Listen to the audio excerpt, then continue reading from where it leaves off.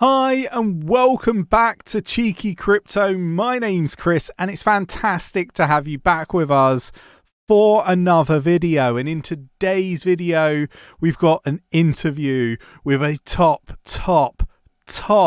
Cardano influencer from Las Vegas when we went to the event over there recently. Now, what I would say was I was quite surprised not to see some of the really big Cardano influencers that made a ton of cash in the previous bull market from their video views, the people staking to their stake pool and so on.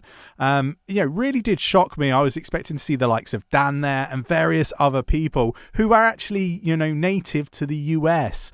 Nick, myself, obviously jumped across the pond, which is, over 6,000 miles to go to this event.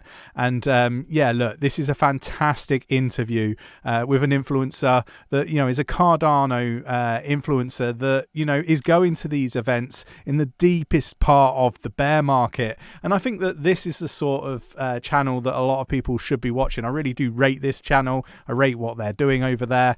So look, definitely watch this interview. Let me know your thoughts and opinions on what I've said. Don't forget, you can stake to 𝗕𝗘𝗪𝗠𝗃 as well.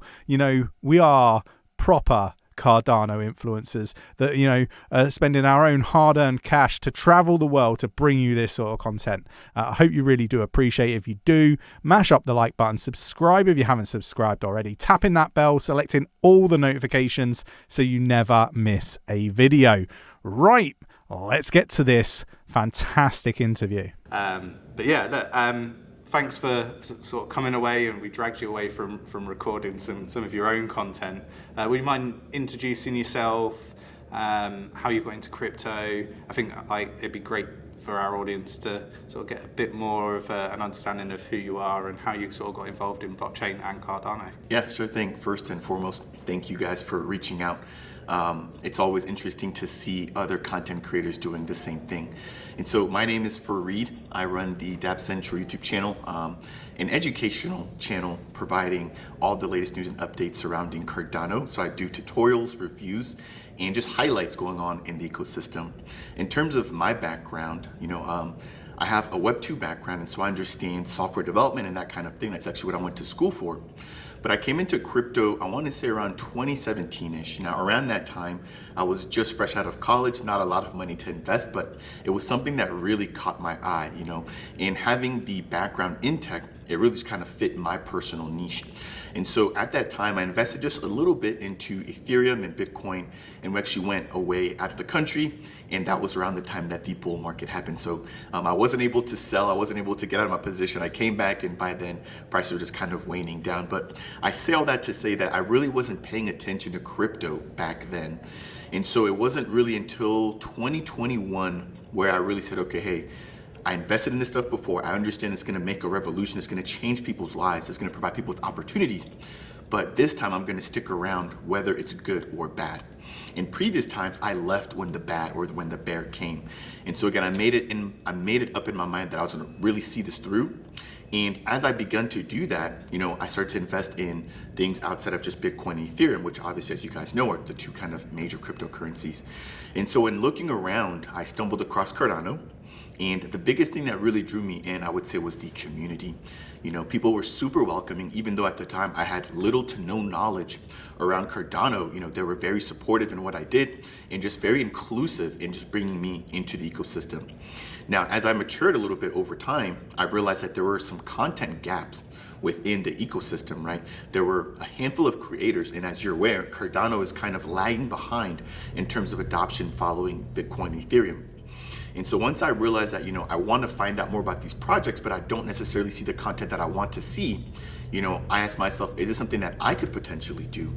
And so before I started creating crypto content, I actually wanted to create fitness content. That's something that I have a really big passion for, but I'm not necessarily a person that is super outgoing when it comes to sharing that kind of perspective of my life. I'd love to teach people about, working out and fitness, but I didn't necessarily feel confident about creating that kind of content. But when I thought about crypto content, I realized all I need is my computer and just the internet. You know, once I have that, I can basically find anything that I need to, research it, and then present it and package it all up from inside my house without ever having to leave. And so in a nutshell, that's really my story, how I came into the space. And ever since, it's been a huge blessing. You know, how many people have been supportive, including yourself, again, reaching out to me today. I did not plan on having this interview here, but here we are, and that's crypto. And so I want to say thank you as creators for reaching out, and just thank you for the entire crypto and Cardano community for backing me up and being with me all the way through. Well, love your channel, and you know, it's a pleasure for us to, you know, have you on our channel talking with us. You know, sometimes the creator, I guess, or creators, they're not always open to it, like off the cuff, just come up, let's have a chat. So thank you for that. And one thing that you touched on was the gaps that you noticed. What were those gaps? So I would have to say that the biggest were the educational gaps, right? A lot of crypto content focuses on the next 10x, the next gems, the next moonshot, and those are all great things. You know, I think a lot of people come into crypto for the wealth and the financial aspects of it. But if you take a look at it, you know, I come from a country that isn't necessarily the richest in terms of, you know, financial status. On top of that, there could be some better things done when it comes to education. And so what I realized was that there wasn't enough focus on the educational side of things, but there was a lot more focus on, you know, how to become a millionaire, et cetera, which again, I'm not knocking any people that want to do that. Obviously, even myself, you know, I would like to be financially free to therefore then do what it is that my heart desires without having to necessarily feel as if I'm doing work. And so I would say that that was probably the biggest gap, was realizing that there wasn't enough educational content. And the blessing in disguise was that I was already doing something like this at my regular job, where I was a consultant, where I am a consultant, and I'm doing a lot of tutorial type content, teaching people how to use software, etc. And so I was able to utilize that skill, you know, from my prior job to then just apply that to crypto, where the only thing that's really changing is the content. So instead of talking about software, I'm now talking about, which technically is software, but I'm talking about decentralized applications and, you know, tokenomics and different things like that, right? So again, to really answer your question, I would say that the biggest gap that I saw was that there wasn't enough educational content giving me unbiased opinions without mixing in price talk. Yeah, and I think that is a gap. I think it's still a gap, right? You know, across like the broad spectrum of different blockchains, because there's a number of them, right?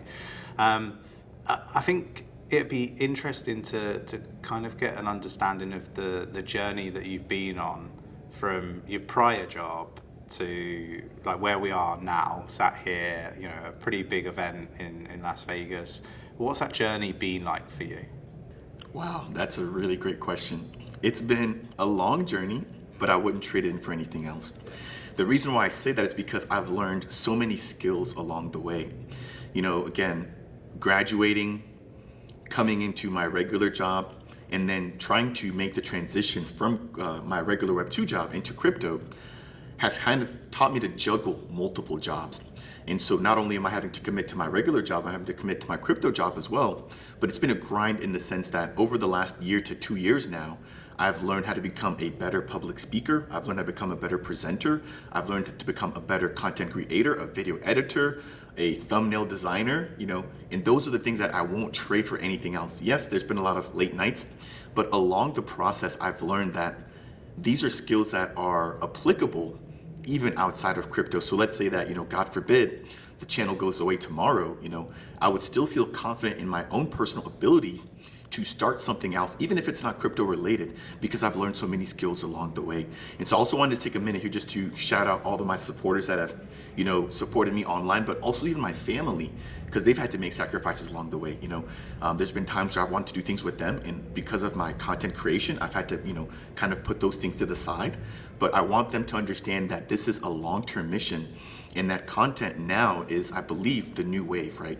You can now go on a platform like YouTube and you can learn from multiple teachers, including people like yourself, you know, people like myself, and people I don't think have put enough emphasis on it.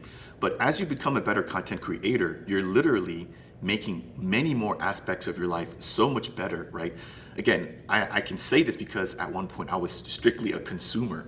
You know, I was on YouTube, Facebook, Instagram, just consuming content. But I really wasn't fulfilled until I started creating the content.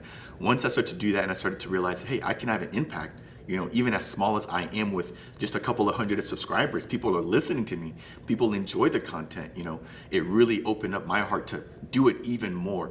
And so the past couple of months, I've really been on fire, wanting to create content out of the goodness of my heart. And because I really love it, I realize, again, it's much bigger than myself, but along the way, I'm improving myself. And that's really what I am a huge fan of. Again, tying this back to the workout and all of that, it's all about self-improvement. No matter how you look at it, it's all about becoming a better version of you than you were yesterday. And so I try to apply the same perspective when it comes to content creation. I look back at my content from day number 1 and I just giggle sometimes, and it's embarrassing, but I'm not going to put those videos on private, because that might be the inspiration that somebody else needs to see in order to realize that maybe they do want to become a content creator. A lot of times you look at people's 100th video or 500th video and you think that, oh, they just got here overnight. No, it takes a lot of time, a lot of talking to the camera, a lot of forgetting to hit the record button, a lot of mess ups.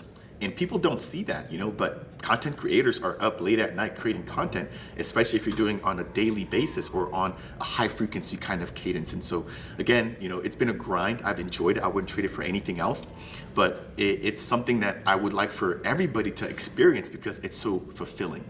Yeah. And what advice would you give to anybody that, is looking to get into, crypto content creation? Like what would you say? Number one, the space is not oversaturated. I think that's what is said about YouTube, just in general, content creation in general. You go back 5 or 10 years ago, oh, YouTube is oversaturated, too many content creators. Even now, too many content creators. No, the thing is there's too many content creators at a low level. If you're willing to put in the work, you're willing to provide high quality information, there will be an audience that is ready to receive that, and they will then support you. And so that would be one of the biggest things I would say is not to self-sabotage. A lot of times before we start something, our brain tends to think of the reasons why we can't or why we won't do it or why we shouldn't do it, but we have to persevere. We have to have the mindset that this is not going to be a one video and I'm a millionaire, or I'm a one video and I'm set for life. No, this is going to be every single day or every single week or however often you want to make the content. You're going to have to show up with your A game and put in the work, and therefore gain that audience that trusts you because they know you're putting in the work. When you watch a video that is poorly put together, poorly thought of, you can tell right away. And you click out of the video or you just go watch something else, and the algorithm picks up on that. But when you watch something that is useful, beneficial, the algorithm picks that up as well, right? So you can't blame the algorithm. A lot of times we have to look at ourselves and figure out, okay, what is it that I can do better next time when I'm making a video? And again, video number 1 through 20, you'll probably want to scrap those, right? So you can't come into this thinking that you're going to be just like the top creators in your niche, but you also don't want to just be inactive or have analysis paralysis where you're constantly thinking about, oh, I want to do this, but then you never actually do it.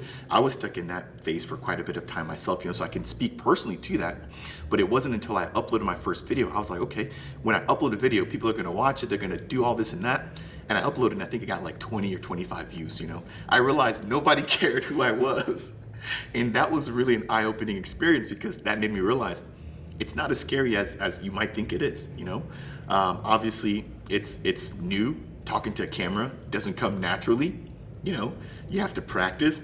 Laughing in front of a camera at 3 a.m. when nobody else is in the room is a little odd, but you begin to really build a relationship, and that's what I've done over the past couple of years. So I would say for the viewers, put your thoughts to the side. Just get out there, do it. And if you like it, you'll very quickly pick up on the fact that you like it. And if it's not, your thing, that's also okay. Not everybody's built to be a content creator. It's just something that I have personally found that has really made a lot of the different aspects within my life that much better. Yeah, I think like you could look at that with, other sort of sectors, couldn't you? Like, I think you've got to really love what you do, because when you go to do a YouTube channel or just generally make content, you are up and working silly hours. So yeah, that's definitely kind of how we've kind of built our channel through doing multiple videos, like sometimes per day. Yeah, it's a challenge, right? It is. And to commend you guys have been here. I think you said you guys have shot 14 interviews today. and I think a lot of people don't realize that this is a commitment. It's a sacrifice. You guys are sacrificing the time to be able to walk around down there, carefree and interacting with people to provide a community with content, right? So you guys should be rewarded with that, with a growing community that supports you, that then therefore provides you guys an ability to earn some sort of revenue, whether it's through, content or things that you provide in terms of products to them. But either way, the sacrifice that you guys are putting in now to create this content deserves to be rewarded.